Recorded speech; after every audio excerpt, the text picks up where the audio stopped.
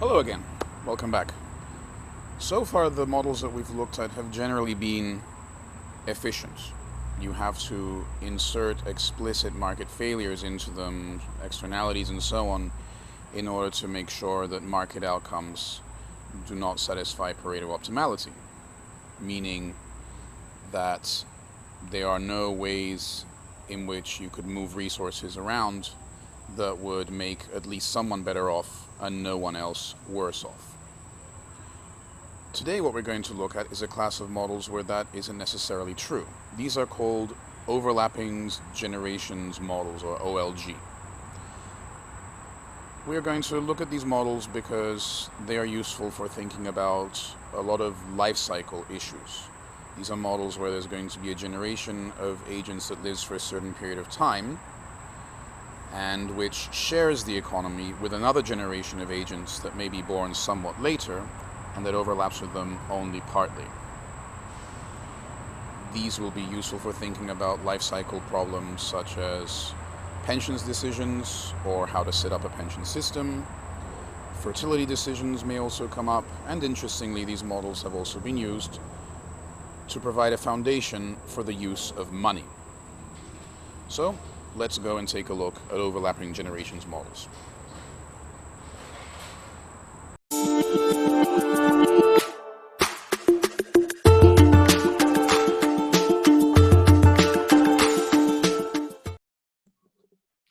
All right, let's go. So in this model, time is discrete and starts at date 1, then we go to date 2, and so on to infinity. Now each period, T, a mass or measure GT of agents is born. And we're going to have exponential population growth, so big G of t is some g of n to the power of t. Now we're going to abuse notation by using gt to also refer to generation t, i.e. the generation that was born in period t. Each agent lives for 2 periods. It could be more than 2 periods if you wish. There are reasons why you might want to write down a 3-period model. For example, one of our students some years back wanted a 3-period model because she wanted youth, middle age, and old age, where in middle age, agents would consider making transfers to their young. It depends on your purpose, but our purpose is just to introduce overlapping generations models, and so we'll go with the simplest version, which is 2 periods. Agents are endowed with a quantity E1 of the final good in their youth, their first period of life,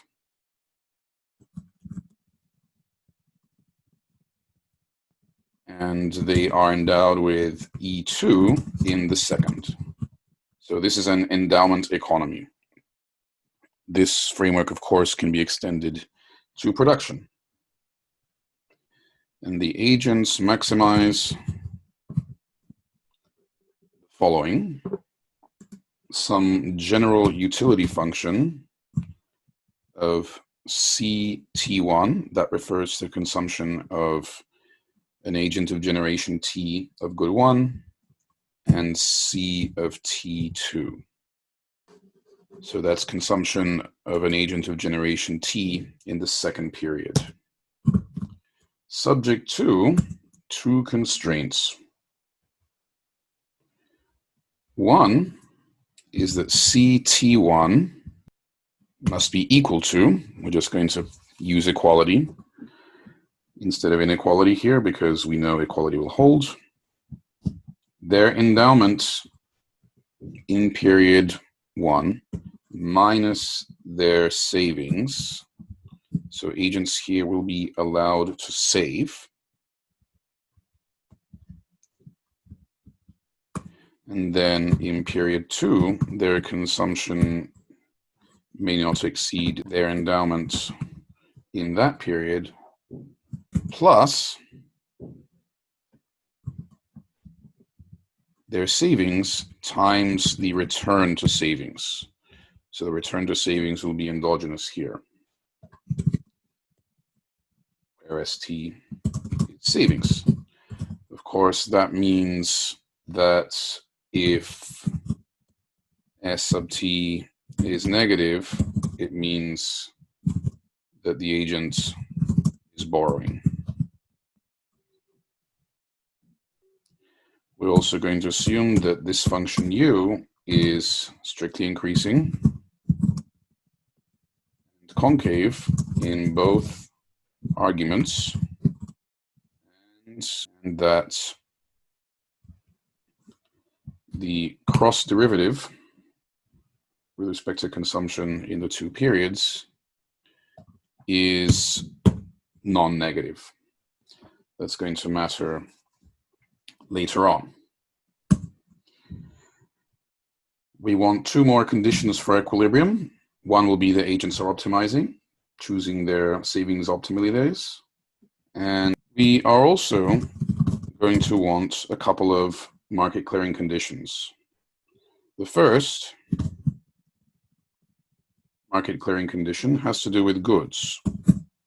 And what we need is that the total demand for goods may not exceed the total supply. What's demand for goods? Well, CT1 is demand of goods by the young. Their total demand, of course, is going to be that times the mass of agents, which is GT. Next, there's demand of goods by the current old.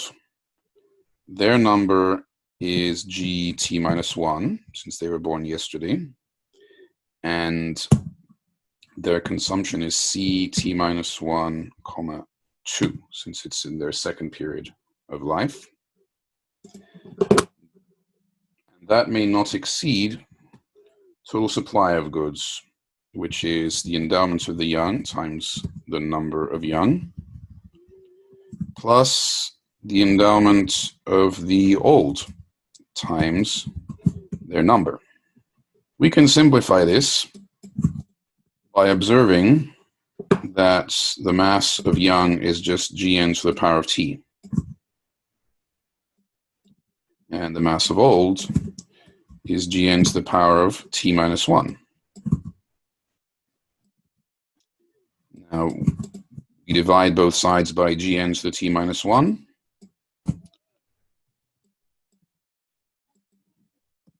If we do that, we will get this simpler expression. So this is market clearing for goods. What about market clearing in financial markets? Market clearing in financial markets means that net savings must be 0. In other words, if you add up over all the assets, ST, that anyone holds, the total must add up to be 0. Finally, let's define our equilibrium concept. Our equilibrium concept here is going to be a recursive competitive equilibrium, or RCE. And it will be defined as a sequence for consumption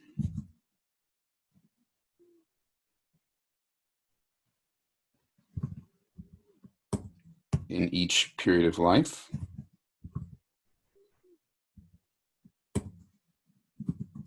for t equals 1 to infinity that satisfies the following conditions.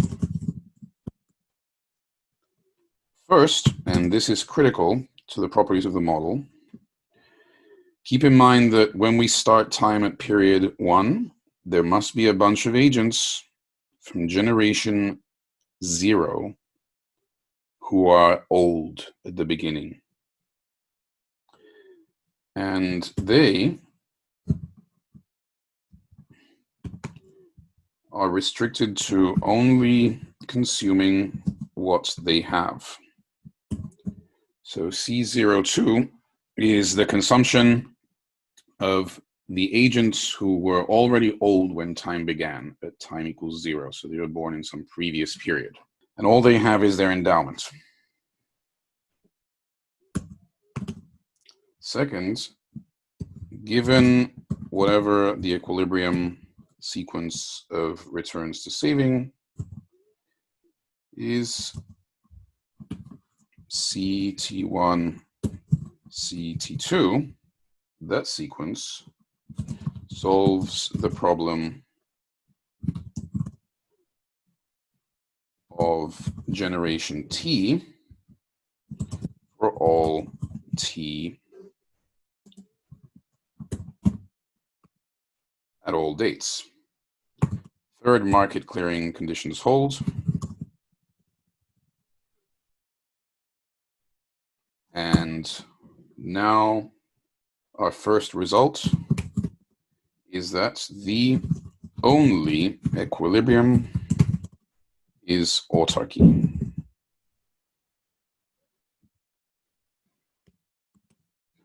In other words, there is no trade in equilibrium. Why? Why is this? Well, all agents in any generation are the same. And they face the same problem, so they will choose the same S sub t. Now, they are the only ones in financial markets at any particular date, the only ones borrowing or saving. And so for the financial market clearing condition to hold, this means that ST equals 0. Next, since we have this condition that the initial old are stuck with what they have, consumption of the young in period 1 is going to be limited by this. First of all, let's make this equality. The old here are agents like that, who were born in period 0. The young were born now. C02 is equal to E2. Subtract E2 from both sides. And lo and behold, divide by Gn, we get the result that C11 is equal to E1.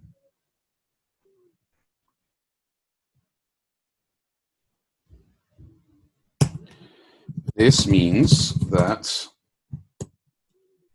savings by these agents in period 1 has to equal 0. And as a result, C12, the consumption of agents born in period 1 when they are old, must also equal their endowment. Now you can repeat this argument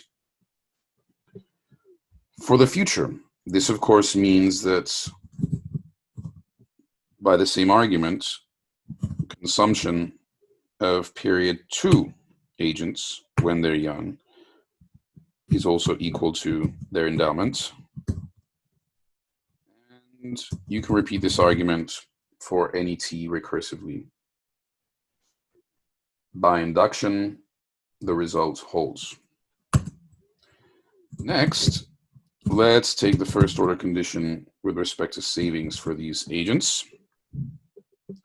So let's first of all take their problem, write it down here. Now let's replace consumption here with their expression in terms of savings. So we'll end up with this simple problem. Let's take the first order conditions. First order condition has two parts. First, we need to take the derivative of u with respect to its first argument times the derivative of the first argument with respect to savings, which is -1, plus the derivative of u with respect to its second argument, plus the derivative of the second argument with respect to savings, which is RT. That must equal 0.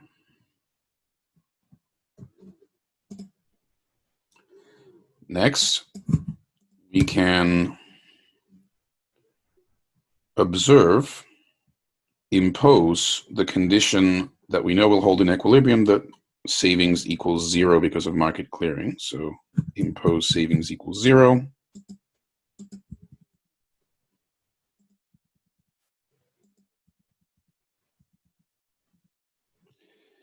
And this tells us that in equilibrium,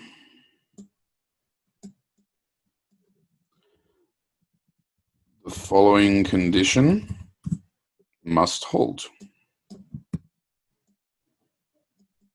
We now have the equilibrium interest rates, and we've solved our problem. The next question is this allocation efficient? What we will see is that this equilibrium may or may not be efficient, depending on the exact choice of the utility function. To see this, let's do the following. Consider an alternative allocation CT1, CT2, which equals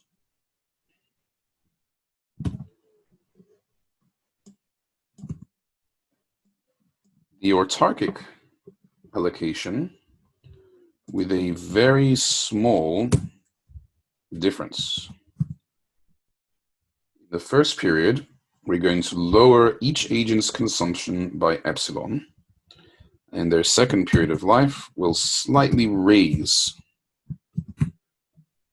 their consumption by this amount. And we're going to do this for all t, including the initial old. And we're going to set epsilon to be in this set. Now, what's the point of doing that? Well, for any epsilon, this is feasible. Moreover, for any epsilon, the initial generation is better off because they get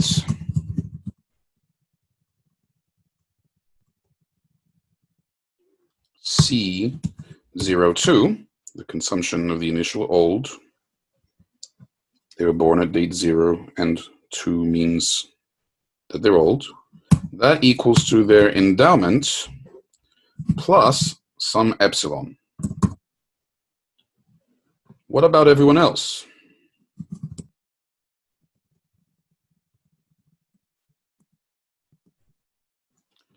Well, everybody else gets the utility of this allocation. And the question is there some epsilon that means that they are better off than they would be in autarky? A sufficient condition for this to improve the utility of agents other than the initial old is that the derivative of this expression with respect to epsilon be strictly positive when evaluated at autarky, it means that you can move goods from the young to the old and actually make everyone better off. So let's see under what condition that will hold. First, let's write down that derivative. And it's going to have two parts. The first part will be the derivative of u with respect to its first argument times the derivative of the first argument with respect to epsilon, which is -1. The second part of this derivative will be the derivative of u with respect to its second argument times the derivative of the second argument with respect to epsilon, which is gn. And we want to find conditions under which this is strictly bigger than 0. Or to be precise, we want to find conditions under which this is strictly bigger than 0, evaluated when epsilon itself is 0. So this is what we want. And it's straightforward to see that this will be satisfied so long as the following condition holds. Let's add u sub 1 to both sides, and we get this. Now we divide both sides by u sub 2, and we get this. So if this condition is satisfied, then the equilibrium that we derived earlier is inefficient. Let's write that out.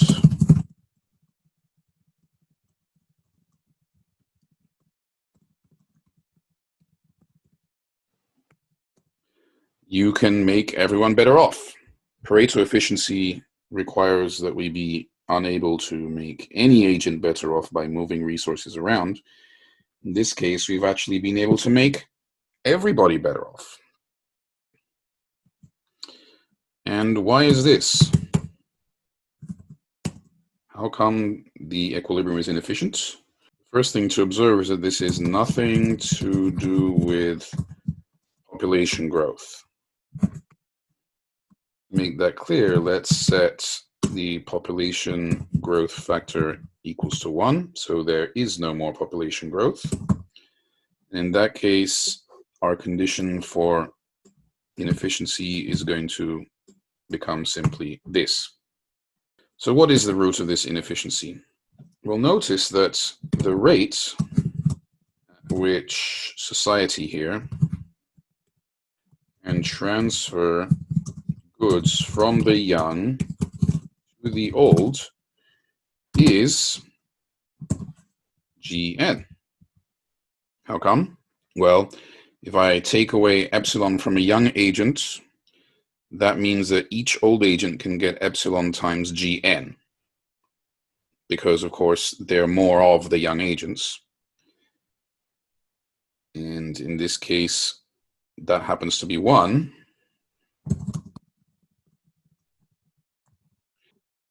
This argument is, by the way, what establishes that this transfer scheme that we're setting up is feasible.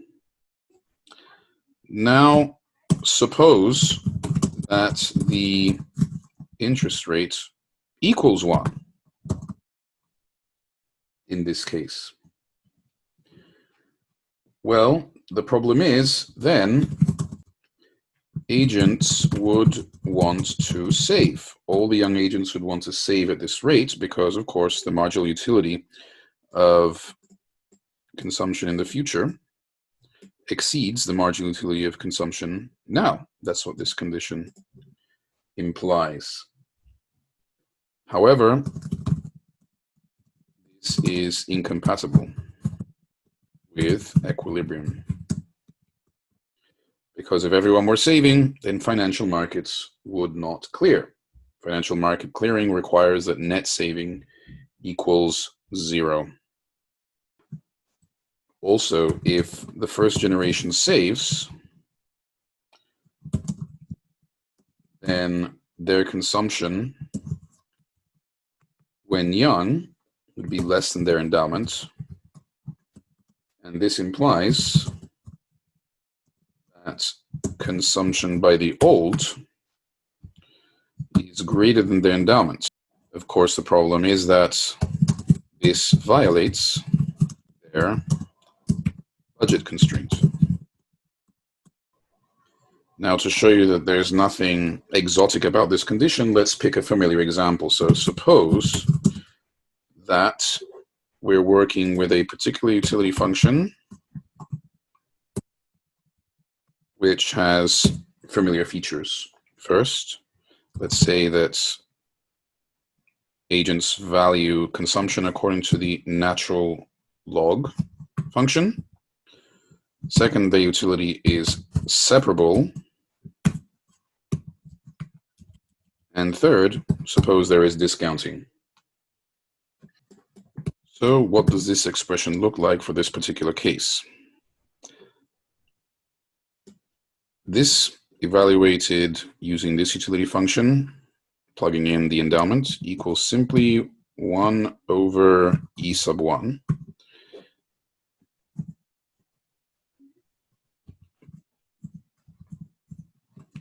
One over E sub 1, and this equals beta times 1 over E sub 2. Multiply top and bottom by E sub 1 and E sub 2, and you get simply this expression. And you can see that there's nothing unusual about this at all. Multiply both sides by beta. What are we saying here? What we're saying is that this equilibrium will be inefficient if the agent has, so to speak, too much in the first period relative to its endowment in the second period, where too much is defined by discounting. If that's the case, then the economy will be inefficient and there will be potential for transfers that make everyone better off. Now, how would we do this? How would we execute such a transfer? Well, what if we just call epsilon a pension payment? Taxing the young and giving the money to the old, let's call it Social Security, is a pay-as-you-go pension system. That's what it is. We've shown that there are conditions where a pension system will in fact be beneficial in the sense that the allocations that you can get under the pension system may dominate those allocations that are generated by market equilibrium. In fact, everyone is made better off in these examples.